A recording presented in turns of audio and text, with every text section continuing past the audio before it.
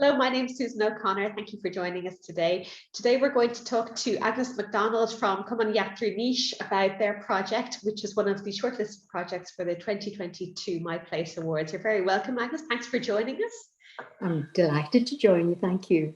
So do you want to give us a little bit of background to your project then? Yes, well, the area itself, the area of North Lewis, is a fragile community, a community on the edge in every sense, literally, metaphorically. It's an area where there is extreme fuel poverty. The Western Isles itself has, I think, 59% rate of fuel poverty. And in the peripheral areas of the Western Isles, like the North Lewis community, which where the Comunn Eachdraidh is located, it's 30 miles from the town of Stornoway. So the fuel poverty is exacerbated there. We have an ageing population. Under the levels of SIMD, Scottish Index of Multiple Deprivation, again, we're amongst the highest levels of poverty and deprivation. And we suffer, as the island does, from a decline in population. We hemorrhage our young people, and very few of them come back. And so the North Lewis community, in common with the other rural areas of the Western Isles, face many, many challenges. But it's a vibrant, resilient community. It has a number of buildings and amenities that have been created by the community for the community.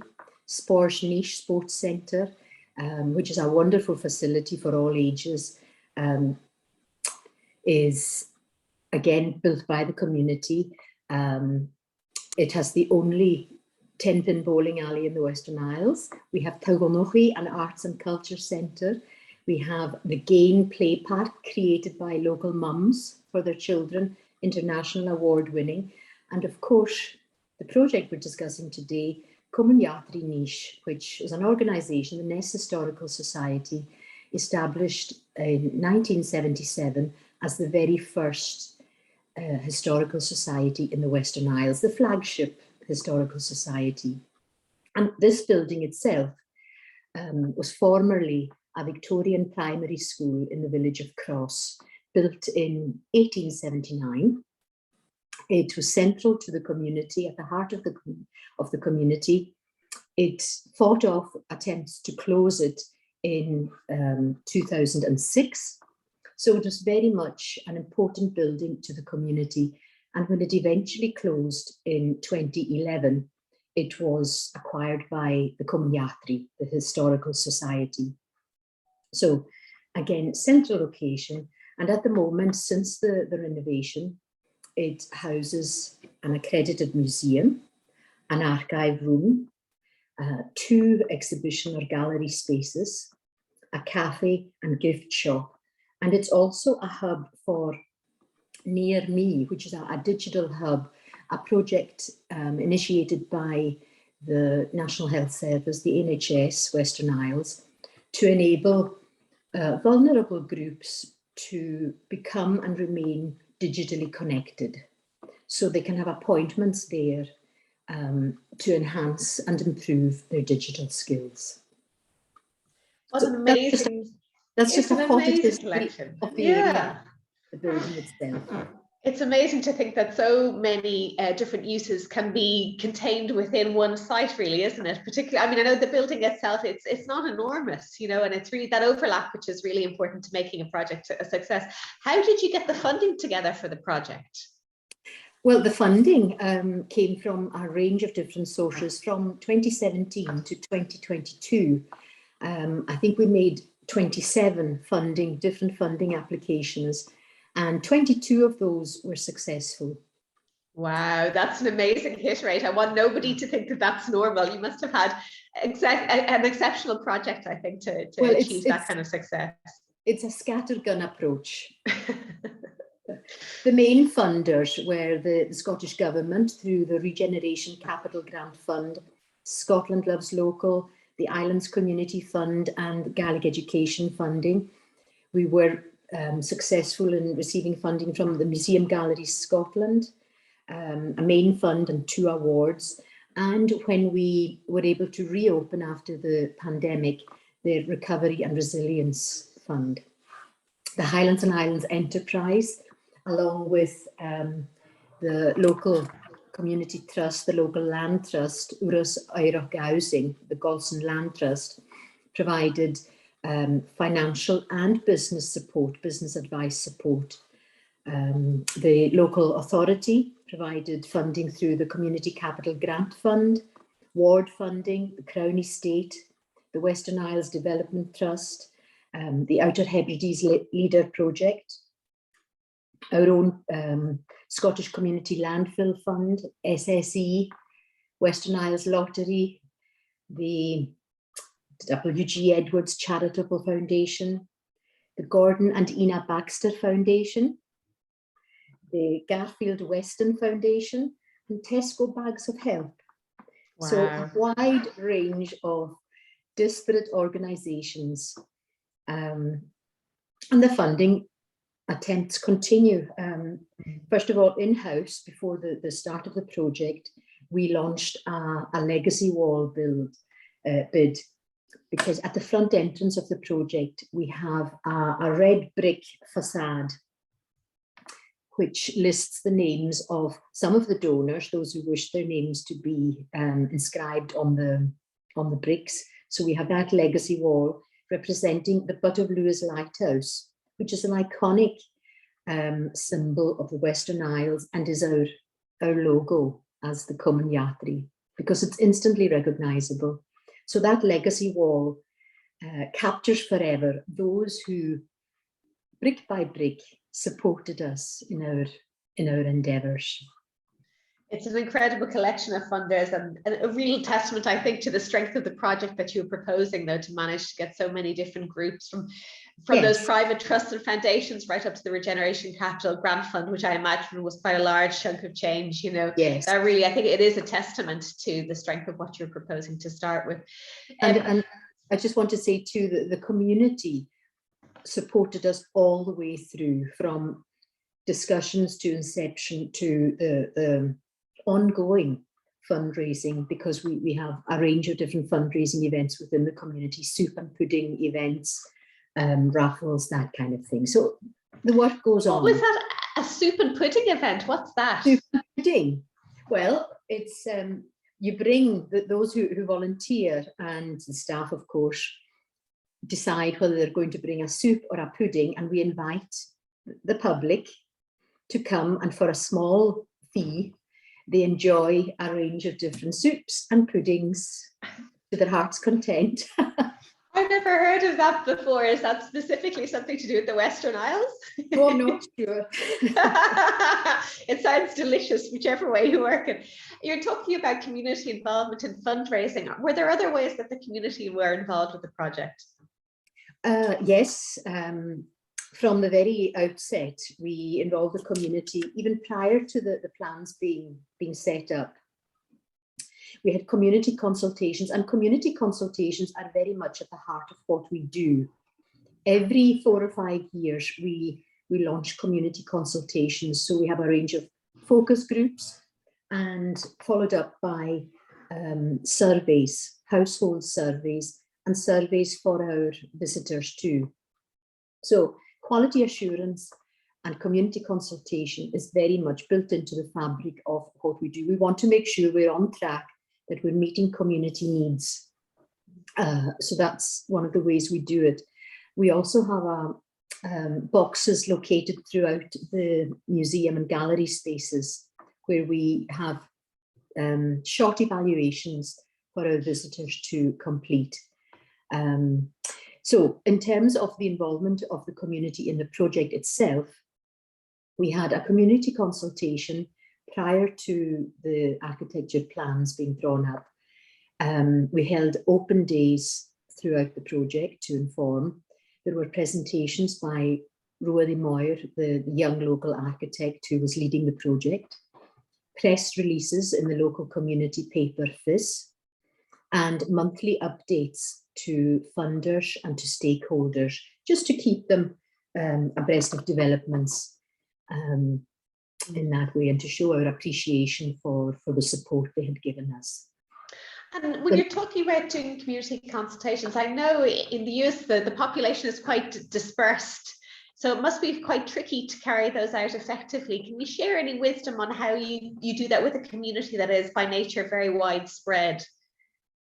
Well, again, it's a range of how you consult with the community. Well, we work in partnership with the local land trust, the Rus Oirach Housing, Gosson Land Trust, and one of their development manager guides and advises us on what to do. So that's very helpful. But everything, as I say, the business plan is formed through that community consultation. So we invite people. We have community consultation focus group meetings in the afternoons over 3 or 4 days and in the evenings, so that times and days can be suitable for as many people as possible. And while there's an open invitation through the press, publicised as widely as possible, we also invite specific people too. And I think the invitation is important because you're more likely to attend if you get a personal invitation. So we wanted the different groups in the community to be represented at those focus groups. And from the focus group feedback, we would distill, and that would inform the questions which became the household survey. And they're circulated in the community. We can also use SurveyMonkey, which is easier for many, many people too. So there are lots of different ways, but I think the more wide and varied the instruments of consultation, the better for everybody, the more the stronger the response will be. And important too is that once we have the feedback and we've collated the results, that we act on that information, so that when there's a future consultation, members of the community see, well, this is what we said, this is what was done. So there's a buy-in, and that's very, very important. A kind of a continuous narrative going through the project from the very initial stages then to conclusion. Yes, it's important that they see that we have responded to their feedback.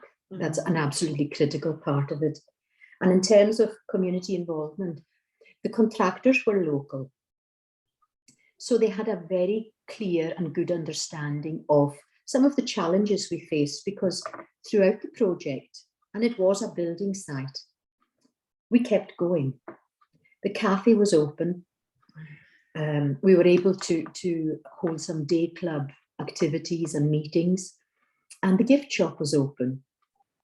Now, that requires the collaboration and support of the contractors, and they were very willing at key moments. For instance, one of the services we offer is funeral teas, so that families at the time of bereavement can come together on the day of the funeral and relax in a setting and spend time with each other. So the local contractors understood the importance of that kind of service in the community, and they were more than willing to adapt their work schedules to suit our needs. And we appreciated that too. And it has to be said that there was a very, very good relationship between Anne, our manager, the staff, and Ruari, the architect, and the contractors. And that very good relationship continues to this day. That's not always the case. No, it's not. Often it can be quite a difficult relationship to manage. So it's really good to hear that you're able to do it so successfully and with so little interruption to your day-to-day activities, particularly funeral services. That would be very difficult. That is critical. What would you say was the greatest obstacle then in the project? In terms of the building works? More generally speaking, I suppose, as an overall refurbishment project, was there anything particular that strikes you as being a tricky moment that required a bit of unpicking? Well, as I've said, Ruari, the architect, a young local architect, recently qualified. He had used the original building to exhibit his dissertation on North Rona. because obviously the North Lewis community is the closest geographically to North Rona. So we knew Rory, but because he was newly qualified, it was in a sense a leap of faith. But we have to say we're absolutely delighted with the results, and he's very much still on board with the project as it continues. I think there were a number of different potential hurdles. Initially, the first tenders were much higher than anticipated, so there had to be some adjustment of the plans, and more fundraising opportunities had to be found, but that was overcome. Also, we were dealing with a Victorian schoolhouse or school building with adjoining schoolhouse, and the schoolhouse itself had been condemned in 1960 and boarded up since the 1980s. So we were very concerned that the fabric would require almost demolition. But as it transpired, that didn't happen. And so we were pleasantly surprised by the condition of the roof timbers and the materials behind the facade, if you like. However, one actual obstacle turned out to be rotting timbers above the cafe area, which we hadn't anticipated. And that required major rejigging of the plans and of the funding.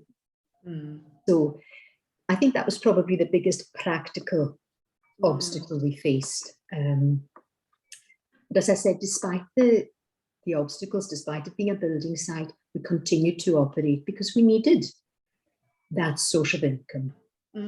Yeah, closing down was not an option, because we have staff to consider. Their wages are essential, and that income has to continue on stream. The project was completed in March 2020, with the date of March 26th being the grand launch day. Oh dear. The diary full of bookings and events. Oh. I think you probably can guess what's coming next. Oh, that's heartbreaking. Heartbreaking. So the lockdown meant everything shut down, in common with all other businesses and organizations throughout the country.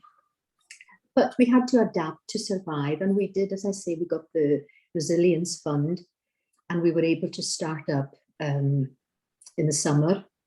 And we began by resuming our day club at home, which is, as I say, we have an aging population.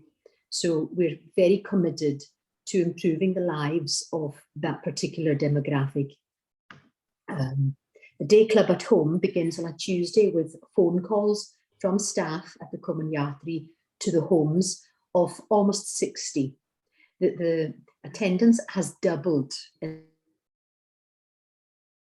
And basically we offer them, well, in normal times when they're able to attend, they arrive at about 12:30, and they have a brief lecture, and it can be something on keeping yourself healthy, exercises that can be done, so healthy lifestyles, the importance of good diet, or it can be a lecture on all sorts of things. And very often they help us to select the topics, and then they have lunch together and then home. But during the pandemic, we felt we couldn't neglect that important group, and so we launched the Day Club at Home initiative, which meant, again, the phone calls on the Tuesday, which they enjoy, because many of them are actually on their own and very socially isolated. So on the Tuesday, they will identify what they would like in their takeout lunch, and they will get soup, sandwiches, home baking, and a page or two of something of interest from our archive, and some quizzes or word searches or crosswords, some puzzles to entertain them. And very often they phone each other with clues and tips and so on. So the numbers increased and we were delivering to, I think, over 60. Over 60. So that was the day club at home. That was our answer to the pandemic. We've also been developing our online presence and online heritage packages. And we have Zoom sessions. We've had Zoom sessions with the local school. So although the pandemic was a huge blow, we were able to adapt what we do and continue the service, albeit in a different format. And do you think you'll continue some of those elements of digital engagement now that we're, touch wood, almost out of it? Yes, well, the day club at home are now meeting in person. They met, they'll be meeting tomorrow, Thursday is their day. And the after school club meets in person now. But certainly the online presence is developing. That's really important for those people, pandemic or not, those people who are unable to travel and who have close links to the North Lewis area. It's important that we can share with them the information we have about their families, their culture, their heritage, their language. And we do that through a range of gold, silver and bronze heritage packages. The gold involves, if they're able to come, partnership with a local, a very small tour operator of a tour of the local area and lunch at the Comunn Eachdraidh. So we're trying to be innovative in what we do. That's really fascinating to think. And you must have really busy plans for this summer now that we're pretty much back to normal. We are chock-a-block with tour buses. Tour buses, I think we had over 100 on Monday. We had 96 visitors on Tuesday. Wow. So really busy, and we're absolutely delighted. We couldn't be more thrilled. And the universal reaction when they come through the door is, wow. They don't expect it to look the way it does. We have a beautiful building that is sustainable in every sense. We have double glazing, underfloor heating. It's run by air source heat pump. We're trying to be as sustainable as possible in everything we do and everything we use. We promote local produce. We have a polycrub outside the premises in the garden area, and we grow many of our salad ingredients there for use in the kitchen. We use local produce where we can. The hens live next door. They could walk into the kitchen and lay their eggs. So we're trying to support local businesses, local producers and local products. But a key feature of our organisation too, and especially with the new building, is that we want to address those issues of poverty, depopulation and the ageing population. We want to increase employment. In 2011, we had 2 members of staff. Now we have 12 full-time, and we have 15 in the summer. So we want to make the place more attractive, especially for younger families. And our objectives in those terms are completely in line with the local community land trust. And that is to increase the population, to improve the health and well-being, to promote the language and culture of the area, and to make it an attractive destination for visitors. Yeah. And it's amazing to think that you're achieving so much. I think it's wonderful what you're saying about that wow factor, because I think people tend to have lower aspirations for what they expect to see in island communities. And I know the US reasonably well, and I know that there isn't an incredible architectural legacy there. So to be able to develop something new out of the old schoolhouse that's really, really a stunner is such an achievement, and really important for civic identity as well, for people to be able to feel real pride in what you've achieved. Absolutely, absolutely. Our cafe, which is a large space with the massive Victorian style windows, flooding light in from all directions. The walls are adorned with portraits and old pictures donated by families when houses were closed. And they're beautiful, and they're the source of conversations and questions. So we're very, very proud of that. But as you say, it's a building that has retained the best of the traditional Victorian school. But the modern extension gives it the wow factor too. So we've blended the traditional and the modern in, I think, a wonderful way. And all our visitors have that universal reaction. So for us, it's a winner. That's absolutely wonderful. Thank you so much for sparing the time to talk to us today, and massive congratulations on your achievement. I'm sure this summer is going to keep you run off your feet. Well, thank you very much. It's been a pleasure. Thank you, Susan.